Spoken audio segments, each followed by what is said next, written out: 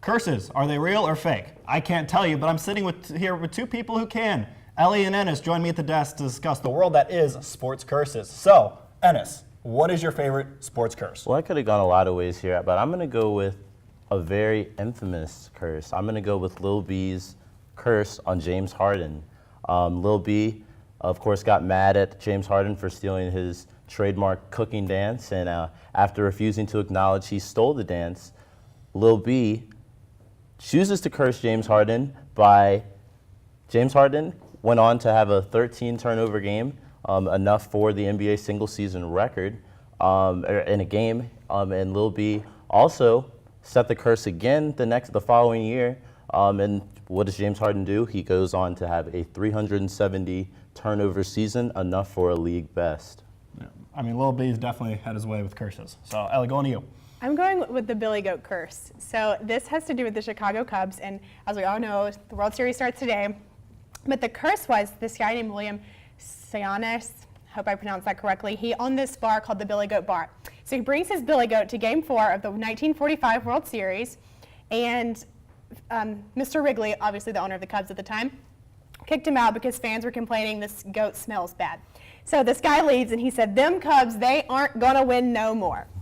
So the Cubs go on and they lose the next 3 games of the World Series and haven't been back to the World Series since. So what do you think about that? Is this the year for the Cubs? Do you believe in this curse? I'm honestly gonna have to go with Cleveland this year. Really? So you do believe in the curse?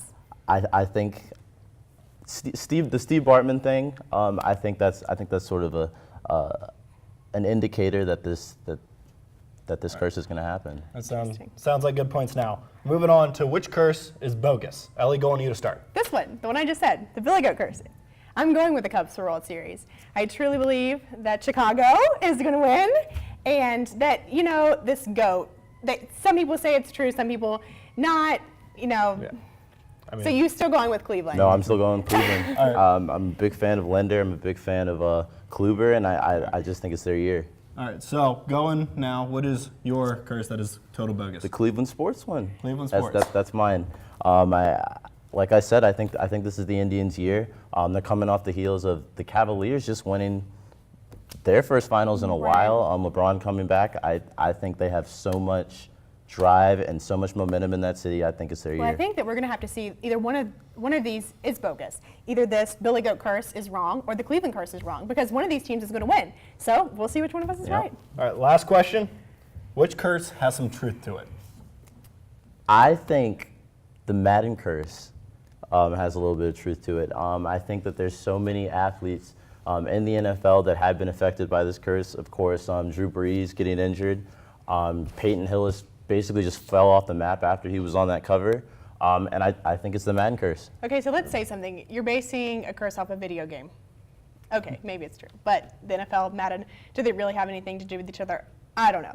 But I'm going to go with the Super Bowl curse, where one of the points of the Super Bowl curse is the losing team of the Super Bowl will go on to have a terrible year.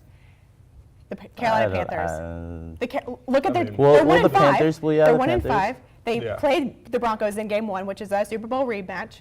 Lost by a point. I think that just proves that. Yeah, that curse is definitely real. Well, folks, you heard it here first. But don't go anywhere, because Jason will be joined at the desk with our 2 hockey experts to go trick-or-treating in the NHL. Stay tuned.